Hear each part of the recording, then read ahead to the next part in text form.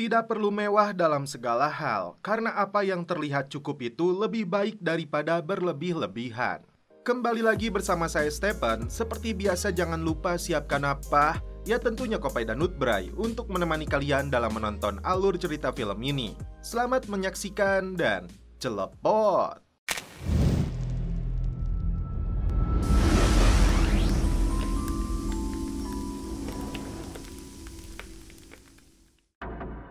Seperti biasa untuk memahami keseluruhan alur cerita dari film ini, saya sarankan untuk menonton terlebih dulu season 1 dan 2 yang dicantumkan di kolom deskripsi atau kolom komentar. Langsung saja tidak usah berlama-lama lagi, kita masuk ke filmnya yang berjudul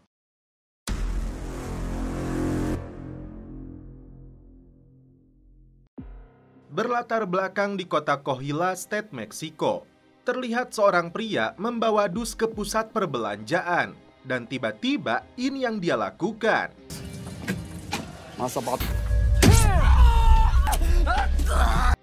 Dia menyandra dua petugas yang bekerja di dalam gudang. Dua dus yang dibawa itu ternyata berisi tumpukan uang dan bahan peledak. Keluar dari gudang tersebut, ini yang terjadi. Belum selesai sampai di situ, ketika banyak orang berkerumun memperebutkan uang yang berterbangan, pelaku kembali meletakkan bahan peledak di antara orang-orang tersebut. Bisa kita simpulkan, banyaknya korban ledakan. Apakah pelaku bagian dari kartel Meksiko? Scene berpindah ke Ozark, Missouri, Amerika. Inilah tokoh utama dalam film ini yang bernama Marty dan istrinya Wendy. Marty adalah konsultan keuangan yang ditugaskan mencuci uang kotor milik kartel Meksiko. Karena itulah, dia membangun kasino di atas kapal, tepatnya di Sungai Missouri dengan berbagai perjuangan yang tidak mudah, bahkan menimbulkan banyak korban jiwa. Dengan nama Missouri Belly, kasino ini beroperasi selama 24 jam non-stop. Suatu hari, Wendy membaca berita perang antara kartel Meksiko yang menimbulkan banyak korban jiwa. Di dalam kasino, Ruth meluapkan kekesalannya kepada Frank Junior atau putra dari mafia Kansas yang tidak mentaati prosedur pengiriman agar lolos dari pengawasan. Marty tidak terlalu mempedulikan masalah itu. Dengan 200 pekerja di kasino ini, Marty menduga FBI sudah menaruh agennya dan karena itu dia belum berani mencuci uang kartel. Pulang ke rumah, Wendy membahas dengan suaminya terkait perang antar kartel di Meksiko yang menyebabkan Navarro atau bosnya Marty kehilangan 61 anak buahnya. Menurutnya, ini waktu yang tepat untuk pengajuan pembangunan hotel agar uangnya tetap aman dan terus mengalir untuk jaminan Navarro dan anak-anaknya. Tapi dengan tegas, Marty menolaknya karena itu sama saja dengan mencari masalah baru. Sesuai rencana awal, Marty ingin keluar dari cengkramannya kartel, tapi kini Wendy justru membawanya terjebak lebih jauh seakan dia haus kekayaan. Entah apa alasannya, diperlihatkan Helen sedang diinterogasi dengan gaya intelijen terkait perebutan hak asuh. Tidak seperti digambarkan di akhir season kedua, ternyata Darlene dan anak pendeta Mason yang dia adopsi masih hidup. Sementara itu, terlihat White sedang tinggal di sebuah rumah mewah, tidak peduli lagi kepada Ruth setelah dia mengetahui fakta ayahnya telah dibunuh oleh kakak sepupunya ini. Charlotte memberikan hadiah sebuah drone kepada Jonah untuk mainan barunya. Menganggap kasinonya sudah beroperasi dengan lancar, Helen menugaskan Marty untuk mulai mencuci uangnya kartel. Meskipun bayang-bayang FBI karena agen mereka yang menghilang, jadi ketakutan tersendiri bagi Marty. Tanpa sepengetahuan suaminya, Wendy ingin mengajukan sebuah penawaran untuk Navarro. White diciduk pemilik rumah karena tinggal di rumahnya tanpa izin. Tapi White menolak dibebaskan oleh Ruth meski dia rutin mentransfer uang ke rekeningnya. Karena kebetulan Darlene ada di kantor polisi, akhirnya dia yang menjamin pembebasan White. Pagi itu, Marty sendiri yang pergi ke makamnya Buddy untuk mengambil uang kartel yang akan dicucinya di kasino. Ini dia lakukan untuk memastikan aksinya tidak diketahui FBI. Uang-uang tersebut dimasukkan ke dalam kotak besi khusus untuk slot yang digunakan di kasino agar uangnya tercampur. Inilah yang disebut tindakan pencucian uang alias money laundry. Malam itu, Ruth mengumpulkan para pengunjung kasino untuk mengikuti turnamen judai khusus para sultan dengan taruhan yang bernilai jutaan dolar. Frank Junior tidak mau ketinggalan untuk ikut serta dalam pertandingan tersebut. Sementara itu, Wendy dan Helen melakukan pertemuan dengan Omar Navarro, bos kartel Meksiko yang baru muncul di season ini. Di sini Wendy dengan berani menyebut Navarro bisa mati dalam waktu 6 bulan setelah dia melihat berita kerasnya peperangan antar kartel.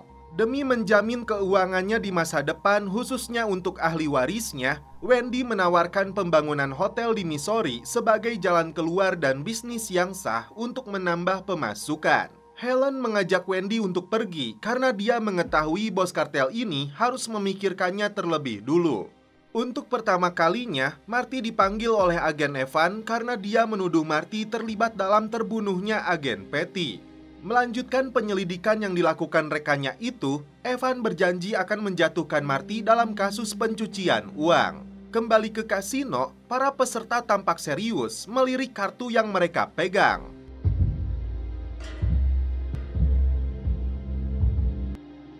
Karena dianggap terlalu banyak bicara, Ruth menyuruh petugas keamanan untuk mengeluarkan Frank dari meja judi.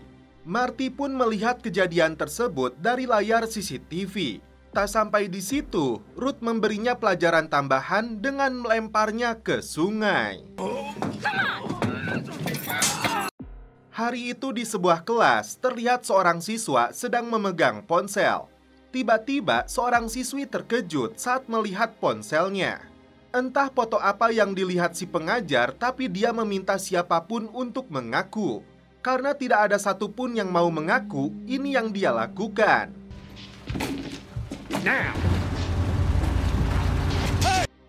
Marty dan Ruth hari itu datang ke kantornya Frank untuk menyelesaikan masalah yang ditimbulkan oleh anak buahnya ini. Frank Junior berada di sana dengan tangan yang dibalut perban. Sebenarnya, bos mafia Kansas ini meminta Ruth dipecat dari kasino, bahkan hendak melakukan tindakan yang lebih keras. Tapi mereka sepakat untuk menyelesaikan masalah ini secara damai dengan tambahan 15% untuk jatahnya Frank karena putranya itu sama-sama bersalah. Ternyata, Ruth punya alasan yang kuat setelah menemukan kecurangan yang dilakukan oleh Frank Junior. Marty dan istrinya kembali terlibat percekcokan karena usulan Wendy untuk membangun hotel agar Marty tidak perlu lagi mencuci uang. Tapi Marty menilai ini ambisi pribadinya. Keduanya menemui pasangan suami istri bernama Carr dan Anita yang memiliki kasino di St. Joe namun hampir gulung tikar. Karena itu, Wendy menawarkan diri untuk membeli kasino miliknya. Tapi diam-diam, Marty meminta Carr untuk menolak penawaran istrinya. Apalagi setelah dia melihat di seberang sana ada kasino besar yang baru beroperasi selama setahun, tapi dengan fasilitas dan perangkat yang modern. Rupanya, Helen memiliki masalah pribadi dengan mantan suaminya terkait hak asuh kedua anak mereka. Wendy terkejut karena Carr tiba-tiba menolak tawarannya. Dia langsung curiga kepada Marty. Scene berpindah ke Michoacan, Meksiko.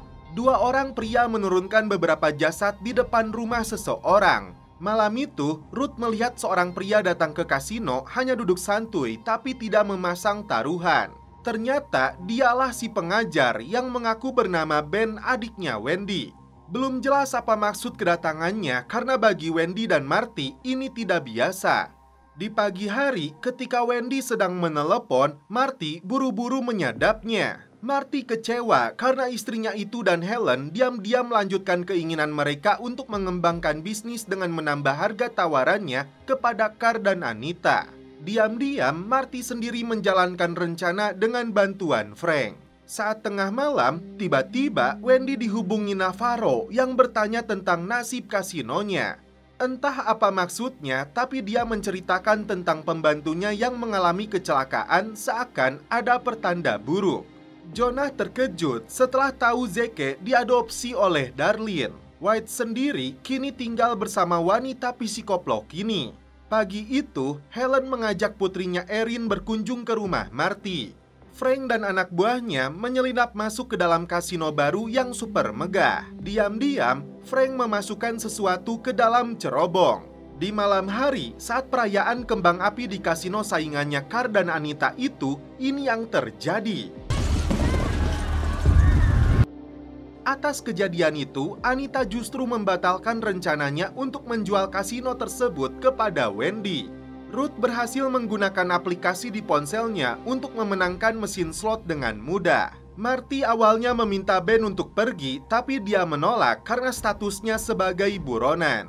Trik yang Ruth kuasai itu diberitahukan kepada Wendy. Ternyata Wendy gunakan untuk membobol kasinonya Anita sebagai bentuk balasan atas kesepakatan yang dibatalkannya. Marty langsung menghubungi Ruth untuk membatalkannya. Ruth balik marah karena dia tidak tahu masalah yang sedang terjadi antara bosnya itu dengan istrinya. Menggunakan strategi liciknya itu, Wendy memaksa Carl dan istrinya menjual kasino mereka dengan murah. Mantan suami Helen yang bernama Ginny tiba-tiba diserang dua pria. Tim FBI datang untuk mengawasi seluruh operasi kasino milik Marty dalam sebulan ke depan setelah mereka tahu Marty memiliki kasino lagi. Wendy bermimpi buruk menembak suaminya sendiri. Setelah berhasil mendapatkan kasino milik pasangan Carl dan Anita, kini Wendy memaksa keduanya untuk menjual hotel mereka. Karena menurutnya tidak ada gunanya kasino tanpa hotel. Tapi di sini Anita bersikeras tidak akan menjualnya. Sementara itu, Marty harus membiasakan diri dengan tim FBI yang sedang menyelidiki kasinonya di bawah pimpinan agen Maya Miller. Tak main-main, FBI akan menghitung dan mengecek setiap sen yang masuk di kasino ini untuk memastikan apakah Marty mencuci uang kartel atau tidak. Tak kehilangan akal, Marty menugaskan Ruth untuk memindahkan uangnya ke kasino baru yang dibeli Wendy, tapi istrinya itu tidak boleh tahu. Untuk membantunya, Marty menyuruh Ruth meminta bantuan Frank Junior dan timnya. Singkat cerita, Ruth terkejut karena kasino barunya sudah disegel oleh Wendy. Frank bermaksud menemui Marty, tapi malah keceplosan memberitahu Wendy tentang aksi pembakaran yang dilakukannya di kasino saingan atas permintaan Marty. Di sini juga Wendy jadi tahu bahwa anak buahnya ditugaskan memindahkan uang ke kasino barunya. Alhasil, pasangan suami istri ini terlibat pertengkaran di depan psikolog karena kurangnya kejujuran dan kepercayaan di antara keduanya. Kali ini psikolog berpihak kepada Wendy, padahal dia sudah disuap oleh Marty. Untuk kedua kalinya, Omar Navarro menghubungi Wendy agar segera mendapatkan hotel yang dia inginkan. Jika cara lembut tidak bisa dia gunakan, bos kartel ini menyuruhnya menggunakan kekerasan. Wendy kembali mimpi buruk memberi sejumlah uang kepada Marty agar segera meninggalkan kota ini dan pergi dari hidupnya. Wendy membujuk Carl yang dia nilai jauh lebih mudah dan labil daripada Anita agar dia segera menjual hotelnya. Karena mengetahui Carl kurang dihargai oleh istrinya sendiri, Wendy mempengaruhinya agar menggunakan kekerasan. Sementara itu, Helen menugaskan Ruth untuk mengendalikan kasino jika Marty pergi. Ruth langsung bertanya kepada Marty tentang maksud pengacara kartel itu. Ternyata menurut Marty, itu artinya kartel bisa saja sewaktu-waktu akan menyingkirkannya jika dia dianggap tidak berguna karena tidak bisa mencuci uang mereka. Carl membujuk Anita untuk menjual saja hotelnya, tapi dia menolak dan malah merendahkannya. Di luar dugaan, ini yang terjadi.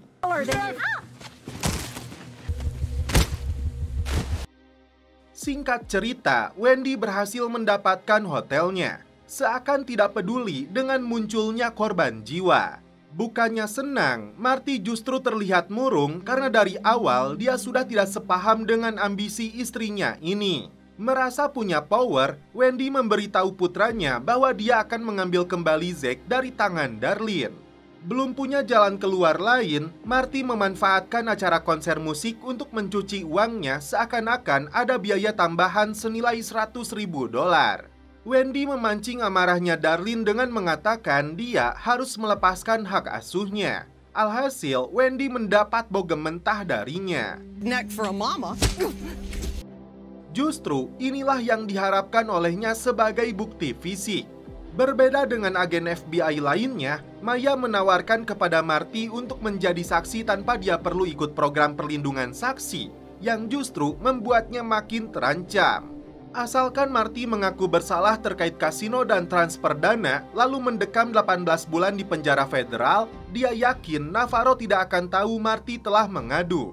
Setelah 18 bulan, Marty dijanjikan jadi orang bebas asalkan mau membantunya menangkap orang-orang sepertinya. Tapi tawaran ini tidak akan berlaku jika agen Evan menangkapnya lebih dulu.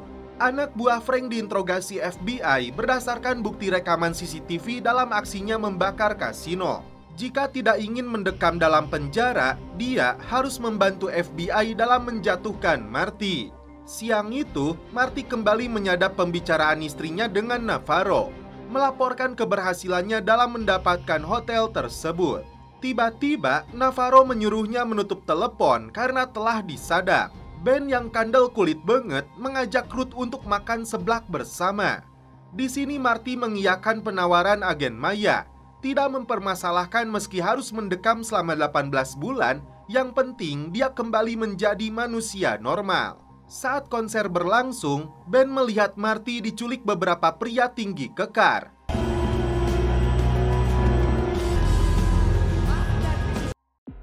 Dia segera menyusulnya bersama Ruth. Tapi ini yang terjadi.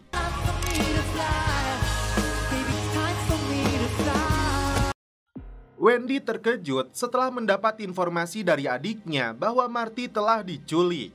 Helen mengaku ini tidak ada kaitan dengan dirinya meski dilakukan oleh kartel. Tapi kondisi seperti ini yang sebelumnya sudah dia prediksi akan terjadi. Marty diterbangkan dengan jet pribadi menuju Meksiko. Ben yang tidak paham apa yang sebenarnya terjadi meminta penjelasan kepada kakaknya. Dia cukup terkejut setelah tahu kakaknya bekerja untuk kartel Meksiko. Wendy coba menghubungi nomor Navarro tapi tidak bisa dihubungi. Tiba di Meksiko, Marty diseret ke hadapan Navarro. Marty mengaku sudah menjalankan semua rencana yang diinginkan bos kartel ini meski dia masih belum bisa mencuci uangnya karena berada di bawah tekanan FBI. Tapi bukan itu jawaban yang Navarro inginkan. Ditempatkan di dalam sel khusus, bentuk siksaan psikologis harus Marty rasakan dengan sorot lampu yang sangat terang. Inilah hukuman bagi seorang pengkhianat kartel Meksiko. Ruth yang menggantikan posisi Marty menjalankan kasino mengatakan kepada agen Maya bahwa Marty sedang ada urusan ke Kansas City. Tidak ingin anak-anaknya khawatir, Wendy mengatakan ayah mereka sedang menemui bosnya di Meksiko dan akan segera pulang. Wendy marah kepada adiknya yang seharusnya tidak menceritakan apapun kepada anak-anaknya. Tak berselang lama, Helen datang mengatakan Marty masih hidup. Dan dia mendapat pesan agar Wendy menjalankan bisnisnya seperti biasa. Marty kembali mengingat masa kecilnya yang tertarik dengan mesin dingdong. Kali ini Navarro bertanya kenapa Marty menyadap ponsel istrinya sendiri. Dia beralasan hanya untuk melindunginya, tapi Navarro menilai Marty takut karena Wendy menginginkan semuanya. Navarro menganggapnya telah berani berbohong.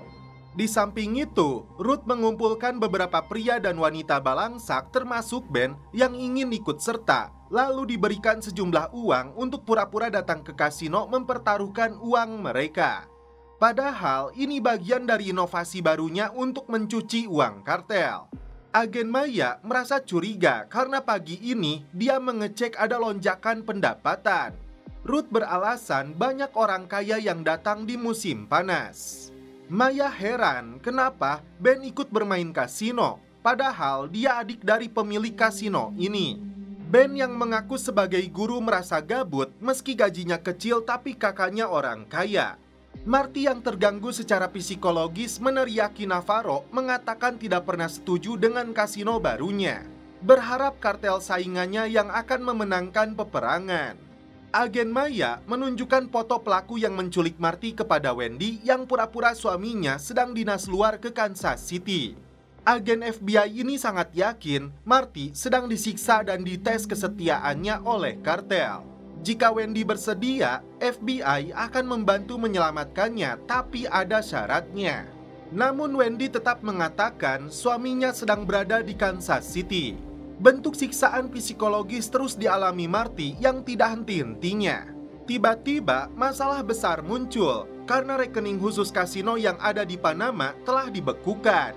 Ruth sendiri tidak mengerti, tapi mungkin pemerintah berpikir ada kejahatan yang mereka lakukan. Tidak ada satupun dari mereka yang bisa memulihkannya kembali.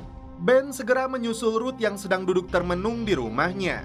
Dia berjanji tidak akan pergi sampai Ruth benar-benar aman.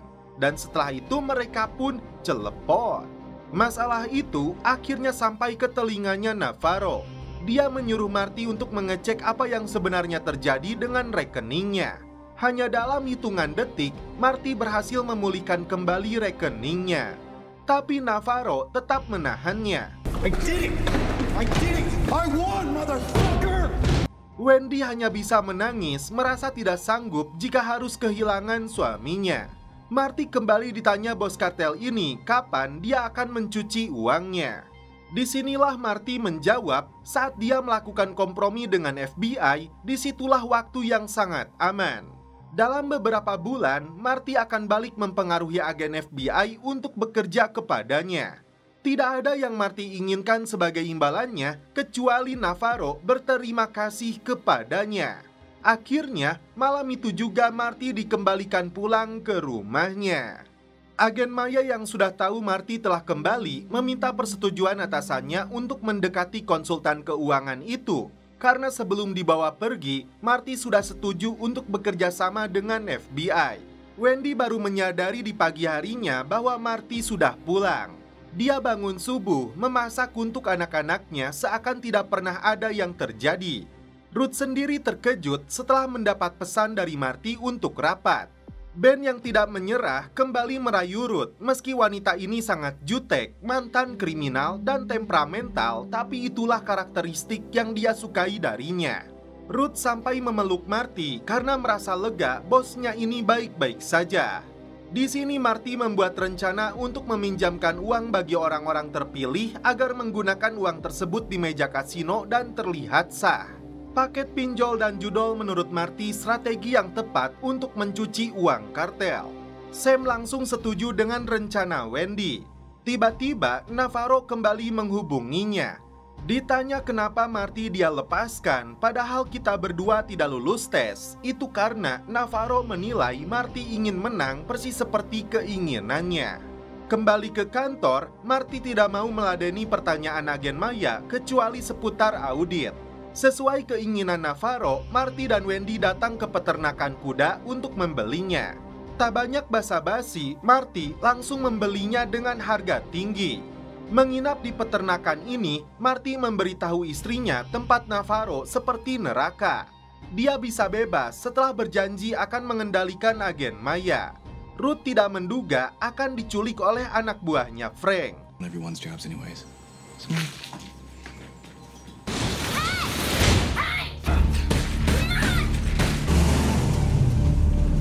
Darlene mendapat tuntutan dari Wendy karena pernah menyerangnya dengan bukti visum. Dia meminta hakim untuk mencabut hak asuhnya. Tiba-tiba White muncul untuk membela Darlene. Karena kesaksiannya itu, hakim memenangkan Darlene. Ruth akhirnya kembali dibebaskan lalu dijemput oleh Ben. Disinilah Ben mengetahui pelakunya adalah Frank Junior. Kembali ke rumah, Marty sudah membeli mesin dingdong favoritnya saat masih bocah. Darlene berterima kasih kepada White karena sudah membelanya. Di luar dugaan, mereka pun celepon. Wanita tua ini kembali bergairah untuk menanam kembali ladang opiumnya yang gersang akibat dibakar. Sudah menelusuri seluk-beluknya agen Maya, di sini Wendy tidak setuju dengan rencana Marty karena agen FBI itu tidak mungkin untuk dikendalikan. Tidak mau menyerah begitu saja, Marty akan mencoba dengan memberinya umpan terlebih dulu. Karena itu, Marty mengaku kepada Maya meminta waktu untuk mempertimbangkan penawarannya. Tindakan konyol dilakukan Ben terhadap mobilnya Frank yang ditaburi 22 kilo makanan burung agar mobilnya dipodoli. Memberi balasan tanpa menyentuhnya. Disinilah Ruth makin suka kepada Ben. Marty akan membantu menjatuhkan Omar Navarro, tapi status informannya dirahasiakan. Dia akan berikan bukti-buktinya. Tapi agen Maya tidak setuju karena Marty bukan seorang polisi sekaligus kartel. Dia harus mengaku terlebih dulu diculik oleh Omar dan membawanya ke Meksiko. Anak buah Navarro ditemani Helen datang ke peternakan kuda.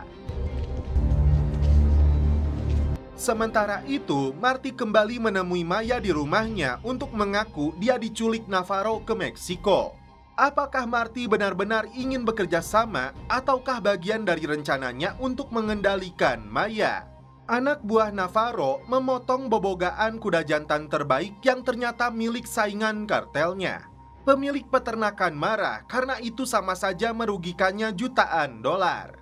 Navarro terpancing amarahnya kepada Wendy yang berani mengatur apa keinginannya dengan kuda tersebut.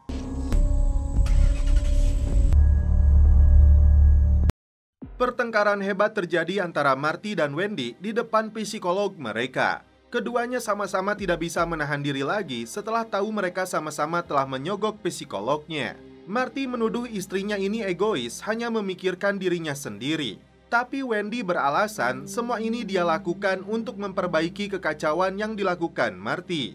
Wendy sampai memilih jalan kaki pulang ke rumahnya. Saking kesalnya dia menyuruh Marty pergi dari rumah mereka. Frank Junior marah kepada Ruth karena burung-burung itu mengotori mobilnya sampai dia harus mengeluarkan kocek $7.800 untuk membersihkannya. Untuk jadwal pengantaran uang berikutnya, Ruth meminta di lokasinya di layar tancap Brands.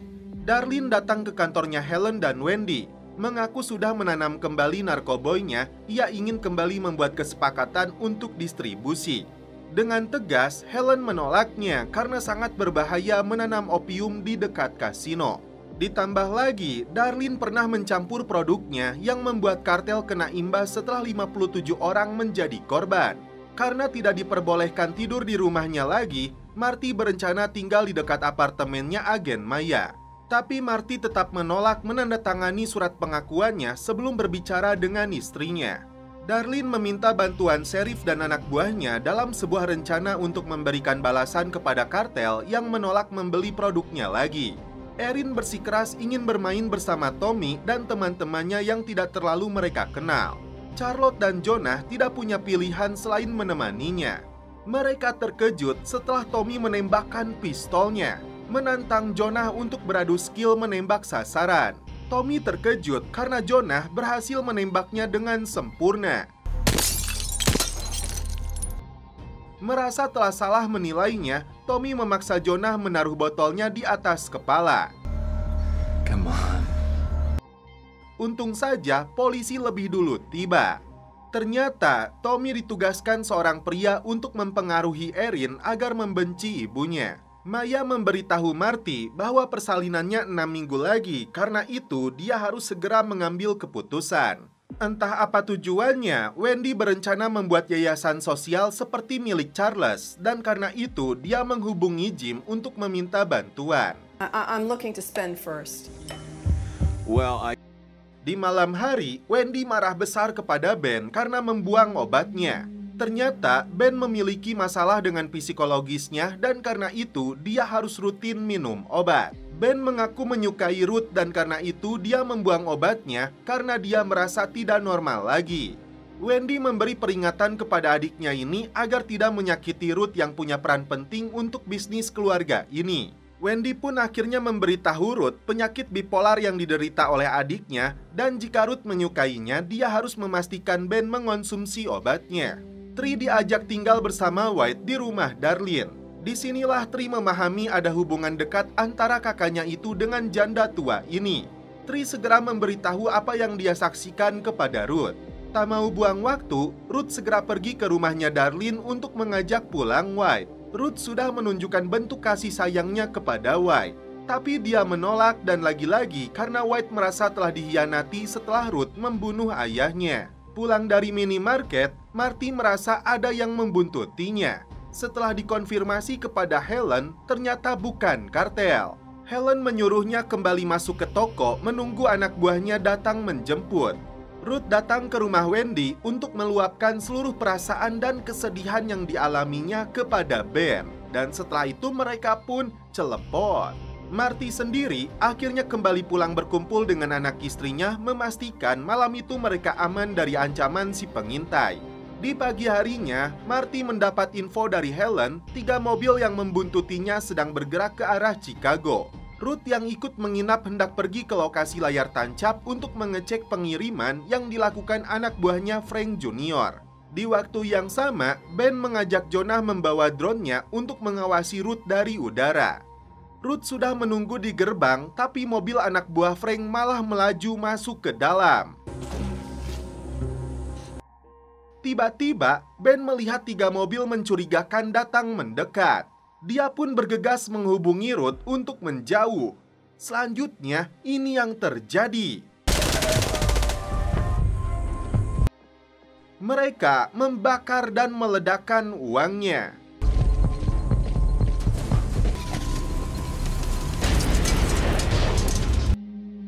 Ruth ditemani Helen diinterogasi oleh tim FBI terkait serangan yang menimpa anak buah Frank dan ledakan mobil tersebut. Sisa uang yang dibakar menunjukkan itu milik kartel Meksiko.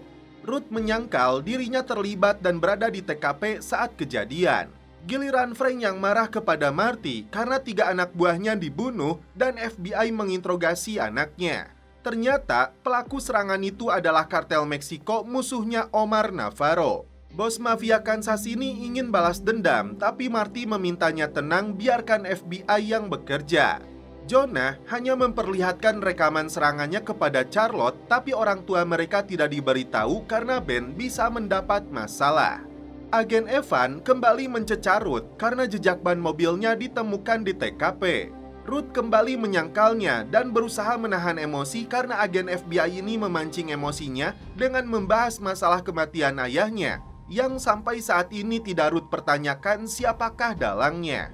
Kali ini, Wendy tidak mengangkat teleponnya Navarro sampai bos kartel itu lebih dulu menghubungi Helen.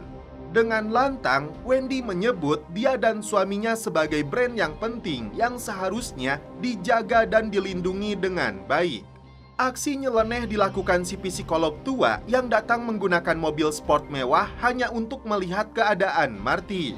Faktanya, mobil ini dia beli dari uang yang diberikan Marty. Jonah dan Charlotte segera memberitahu ibu mereka setelah melihat paman mereka menunjukkan sikap yang aneh. There, you don't have to run.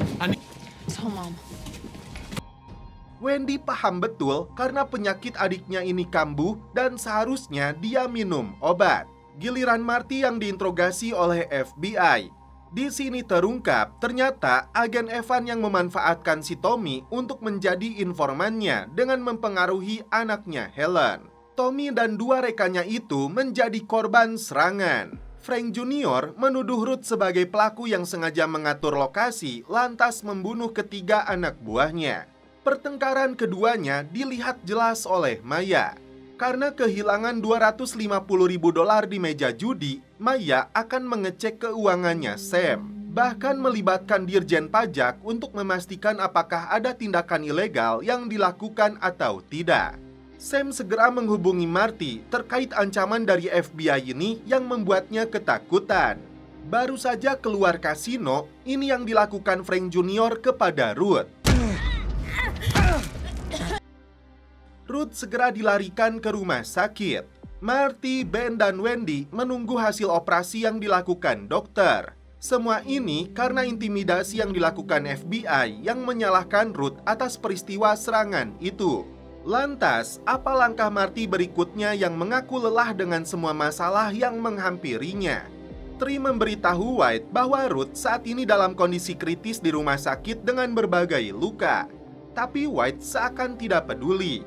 Giliran Marty yang meluapkan amarahnya kepada Frank karena tindakan bodoh yang dilakukan Junior. Dan faktanya anak buahnya Tommy seorang informan FBI. Marty mengancam akan menggantung Frank dan Junior di Juarez jika berani menyentuh lagi Ruth apalagi keluarganya. White terkejut setelah tahu Darlene mengaku membunuh suaminya sendiri dengan kopi sianida karena telah dipengaruhi oleh Marty.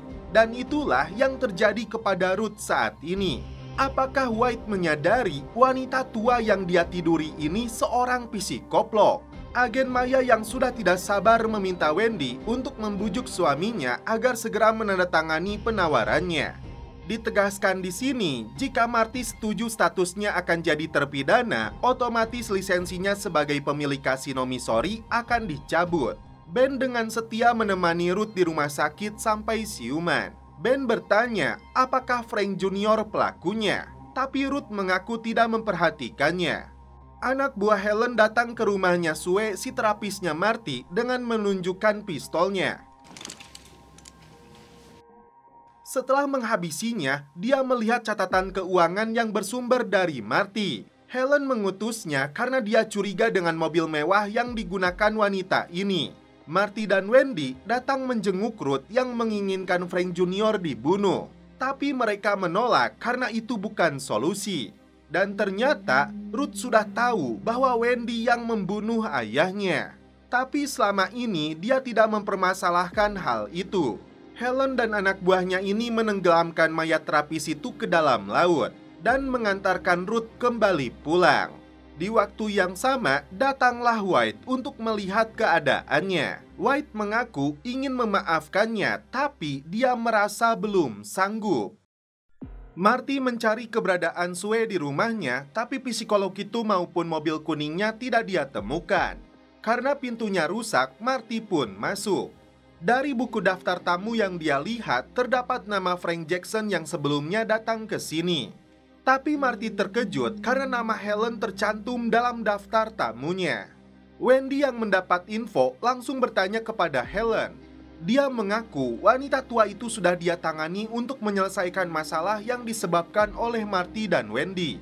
Lagi-lagi Marty gagal membujuk agen Maya agar dirinya lepas dari jeratan hukum dan berbalik mengendalikan agen FBI ini. Setelah kondisinya membaik, Ruth diantar oleh Ben kembali ke kasino untuk bekerja membantu bosnya. Tindakan konyol dilakukan Ben dengan datang ke markasnya Frank Junior. Sementara itu, Wendy mengundang Senator Andrew Wade yang akan membantunya mendirikan yayasan sosial. Targetnya para pendonor yang enggan menyumbangkan dananya kepada Charles. Di sini Wendy menyebut bantuan dana penyitaannya ditolak oleh agen FBI bernama Maya. Santuy di sebuah bar, ini yang dilakukan Ben untuk meluapkan kemarahannya hanya karena melihat dasinya nyengsol. Hey guys, cut this shit, okay? Dini hari, Wendy dihubungi Helen karena adiknya dijebloskan ke dalam penjara. Lagi-lagi, Helen harus mengurus masalah mereka karena statusnya sebagai pengacara keluarga Marty. Di pagi harinya, Ruth menjemput Ben di kantor polisi. Ben meminta maaf karena ingin sekali menghajar Frank Junior. Ben menilai Marty dan Wendy tidak berbuat apa-apa selain memutuskan hubungan dengan mafia Kansas itu, tapi dia salah besar karena menurut Ruth, mereka berdua bukan orang yang lembek. Setiap tindakan tegas yang mereka lakukan dipikirkan dengan matang dan rapih tanpa orang lain ketahui. Agen Maya ditegur atasannya setelah mendapat laporan dari senator, dia menolak mengecek laporan tersebut. Akibatnya, Maya terancam akan dipindah tugaskan ke DC. Inilah strategi yang dilakukan Marty dan juga Wendy. Hari itu, kasino sedang mengadakan acara pembukaan yayasan keluarga Marty. Tiba-tiba, Darlene dan White datang ke sana. Terlihat Maya meluapkan kemarahannya kepada Marty lalu pergi lagi. Di malam harinya, Senator Andrew sedang menyampaikan pidato dalam acara peresmian dan penggalangan dana yayasannya keluarga Marty.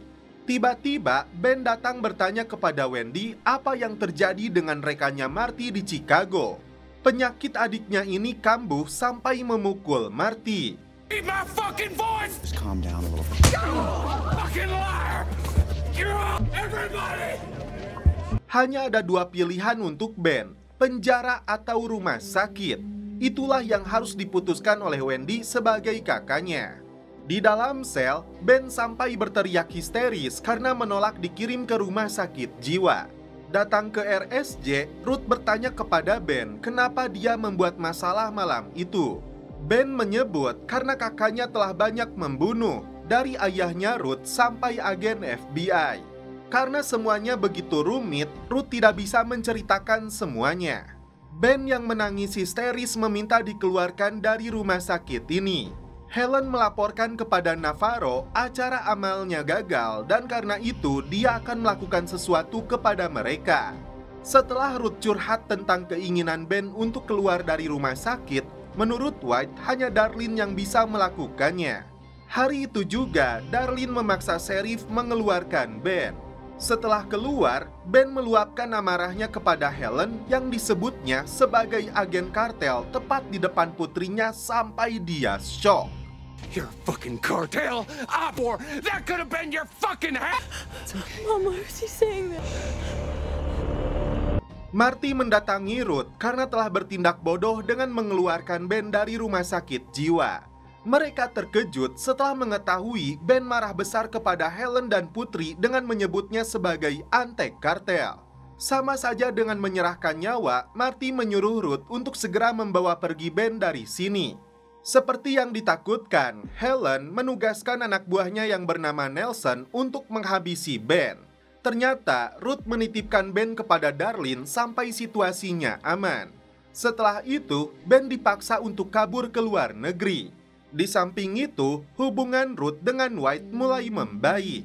Marty dan Wendy coba membujuk Helen agar tidak membalas perbuatan Ben. Tapi pengacara kartel ini makin marah karena putrinya makin kecewa kepadanya. Dengan masalah yang bertubi-tubi ini, Jonah ingin keluar dari sini untuk memulai hidup yang baru. Nelson mengawasi di depan kasino dan tak berselang lama ternyata si Ben datang ke sana. Tak mau buang waktu, Marty segera membawanya menggunakan perahu.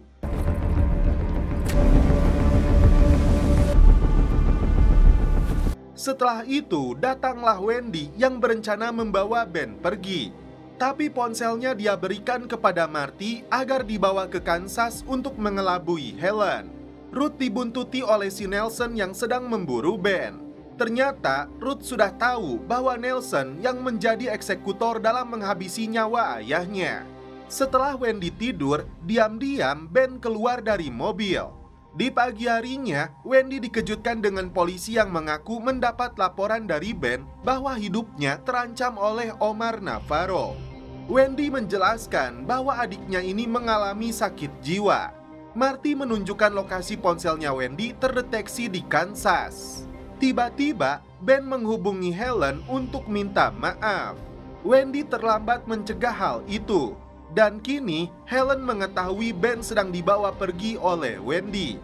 Masuk ke supermarket, diam-diam Ben kembali membeli ponsel. Padahal kakaknya ini tahu. Saat Ben sedang makan, Wendy terpaksa meninggalkannya.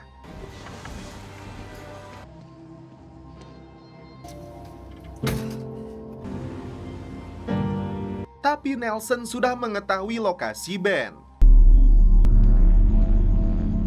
Wendy menangis di tepi jalan karena merasa tidak sanggup. Nelson pun berhasil menemukan Ben.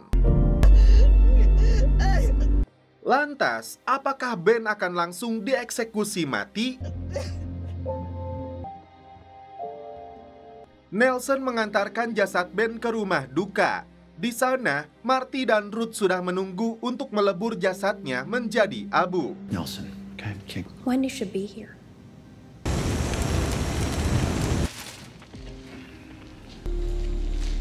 You okay? Wendy sendiri menolak untuk pulang, menangisi kepergian adiknya. Hari itu, Navarro menyaksikan acara pembaptisan anak dari istri barunya, tapi dari layar monitor.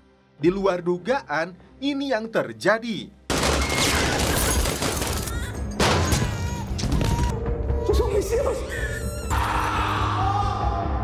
Bos kartel ini menugaskan Helen untuk membawa anak-anaknya ke Amerika karena perangnya belum berakhir. Di sini pula, Helen menegaskan dirinya siap mengambil alih bisnis yang dijalankan Marty dan istrinya jika mereka berubah arah. Di saat Sam sedang melamar kekasihnya, dia ditangkap FBI dengan tuduhan sebagai kaki tangannya pencucian uang. Just a misunderstanding, okay? Langkah pertama yang dilakukan Helen adalah menemui Charles. Melihat anak kecil yang menghampirinya, Wendy kembali pulang ke rumah. Tapi Jonah langsung marah karena tega mengorbankan Ben kepada pembunuh itu. Keesokan harinya, Marty dan istrinya datang ke rumah dan kebetulan anak-anak Navarro sudah berada di sana. Helen ingin terlibat lebih jauh dalam bisnisnya mereka. Merasa sebuah ancaman, Wendy langsung menghubungi Navarro. Berharap dia paham pengorbanan yang sudah dia lakukan sampai menyerahkan nyawa adiknya sendiri. Giliran Ruth yang melampiaskan amarahnya kepada Wendy atas kematian Ben. Bahkan, Ruth memutuskan untuk keluar dari pekerjaannya. Meski menyesal mengorbankan adik mereka, tapi langkah sulit itu terpaksa mereka lakukan untuk melindungi Charlotte dan Jonah. Disinilah Marty mengatakan akan tetap mencuci uang untuk kartel Meksiko. Ruth sendiri memberitahu Helen bahwa dia sudah tidak bekerja lagi kepada Marty. Tapi dia juga tidak akan dendam kepadanya. Jiwa psikoploknya Darlene kembali muncul setelah dia mendengar penderitaan yang dialami oleh Ruth. Tak main-main, ini yang dilakukan Darlene kepada Frank Jr.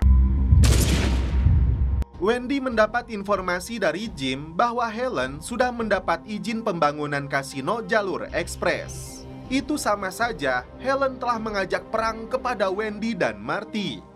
Tapi itu tidak mudah. Untuk mendapatkan kembali kepercayaan Navarro, Wendy berpikir untuk memberikan informasi kepada Maya agar pasukan Amerika memburu kartel Lagunas, musuhnya Navarro. Tiba-tiba Charlotte mengatakan Jonah memiliki bukti videonya. Saat itu juga Wendy menghubungi Navarro siap membantunya menghentikan perang antar kartel asalkan Helen tidak lagi terlibat dalam urusan bisnis mereka. Helen melaporkan Marty kepada agen Evan yang mengatakan bersedia mengakui kesalahannya sebagai pencuci uang kartel dengan tujuan menjatuhkan Marty. Di tempat yang berbeda, Marty memberikan informasi tentang serangan yang dilakukan kartel Lagunas kepada agen Maya. Marty meminta agen FBI ini segera bertindak sebelum keluarganya dibunuh. Darlene memberitahu Ruth bahwa dia telah menembak belut listriknya si Frank Jr.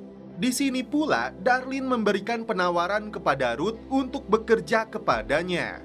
Saat itu juga, Ruth diajak menemui Frank.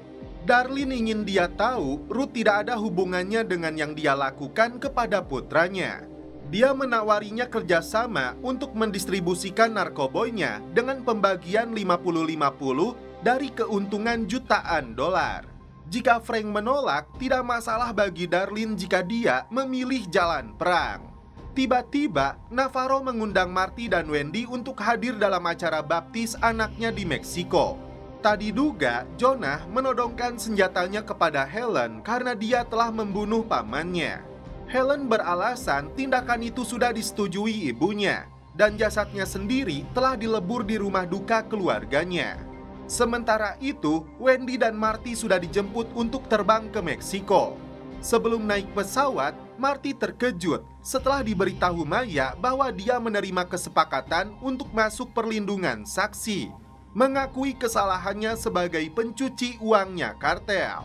Maya melarangnya terbang ke Meksiko karena itu artinya Navarro akan menghabisinya. Di atas pesawat, Helen dan anak-anaknya Navarro sudah menunggu. Jonah kembali ke rumah. Dia melihat abu jasad pamannya.